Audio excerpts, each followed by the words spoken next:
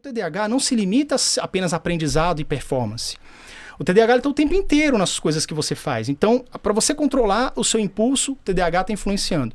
Você é muito mais impulsivo. Impulsivo, inclusive, na hora de comprar. Devo ou não devo comprar isso daqui? Quando você vê, você já passou o cartão, pô. Então, pessoas que têm TDAH costumam, isso é estudo científico, têm mais dificuldade em manter a sua vida financeira em ordem. Costumam se endividar mais. Bem como, pela mesma origem, vamos dizer assim, as pessoas que têm TDAH também em média, têm maior tendência a engordar, por exemplo, né? Até obesidade. Então, não existe isso, até porque nem sempre o medicamento ele ajuda a pessoa. Tem pessoas que simplesmente não têm resultado com medicamento. Isso é estudo científico recente, 2020, do New England Journal of Medicine. Tá? Eu tenho que lembrar, está aqui anotado, em algum lugar eu acho aqui, depois eu falo, mas esse estudo recente ele fala que, de 2020, que 70% das pessoas que têm TDAH se dão bem, tem algum tipo de ganho com medicamento, embora o medicamento não cure os sintomas de forma alguma, já falei aqui, e 30% não. 30% não tem uma boa resposta, né? Ou tem uma certa resposta, mas tem um efeito colateral que atrapalha muito mais, né?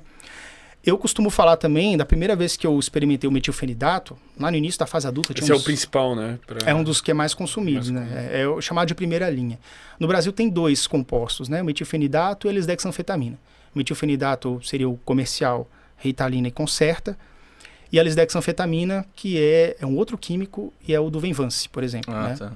Então, são medicamentos que, sim, trazem ali, eles dão uma equilibrada neuroquimicamente, mas aí que tá. TDAH não é apenas uma questão neuroquímica, é uma questão também estrutural.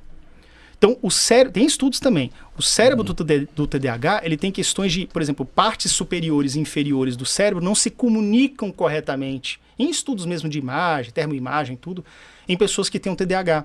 Existe também uma desmaturação cerebral em partes específicas do TDAH. A gente fala que o TDAH ele é muito imaturo, e de fato, na grande maioria das vezes imaturo sim. Adolescente de 15 anos com mentalidade de 12. É por isso que o adolescente de 15 anos aqui assistia desenho animado. Eu assistia desenho animado quase todo dia até os 17 anos. Eu lembro muito bem disso, porque eu lembro que quando eu comecei a parar de botar automaticamente no Cartoon, quando eu era pequeno, eu era adolescente. Então assim, pô... Isso tem a ver com a neuroplasticidade, assim, de... A neuroplasticidade, também, né? A neuroplasticidade é aquela capacidade que você tem do seu cérebro se adaptar. Porque... Então, mas o que eu tinha pensado é que talvez por ter mais traumas, por ter mais... Entendeu?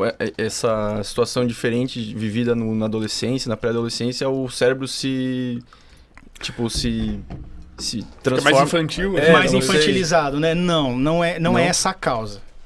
Isso é assim, quando você tem um TDAH diagnosticado de origem genética, você também leva de brinde essa questão da desmaturação cerebral. Entendeu? É só coisa ruim de brinde, né?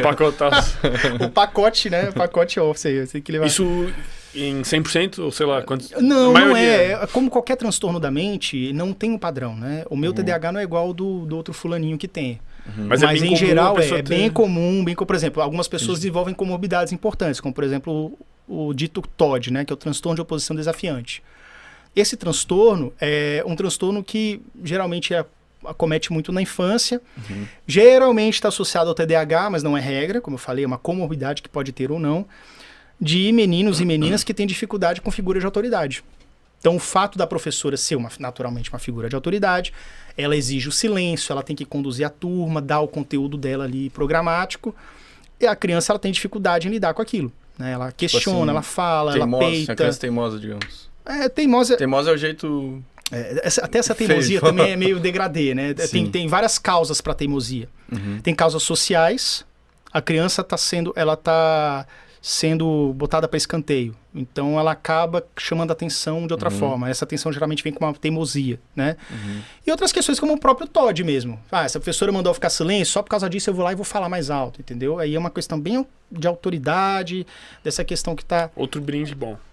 Né? Outro brinde bom, exatamente. Então, tu já falou bastante, tipo, da questão dos adultos, mas assim, da criança. Como é que, sei lá, tu começa a perceber teu filho, a tua filha, como é que tu pode, entendeu, ir atrás de descobrir se a tua criança alguma coisa pode ter a ver com TDAH ou não? Isso. Eu só queria concluir uma coisa que eu lembrei Não, pode agora, porque eu fui passeando nos assuntos, mas eu vou tentar voltar. Eu lembro disso, eu tenho que ficar assim, não, cara, o assunto principal é esse, tô voltando. Vamos- E depois vamos tem ajudar um emprego também. novo lá, hein? E o do emprego também, emprego novo. Ô, essa Ativo. história é boa demais.